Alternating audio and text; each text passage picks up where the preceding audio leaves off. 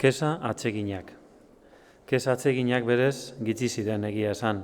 Hortaz, udalak Tomasi eskatu zion ez izateko hainbeste ideia eta bere lana betetzera mugatzeko. Onartu zuen, baina nahi zuenari gutunak idazten eta bidaltzen jarritu zuen. Ustez horren beharra zutenei.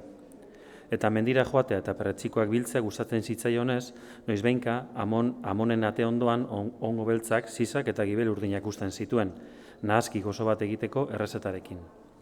Eta etxera itzultzen zenean, ezbaidi mikologiaz irakasten zion, bizikiei azpimarratzen zion ikas ezala zeintzuk ziren onak, txarrak eta oso txarrak. Eta zergatia.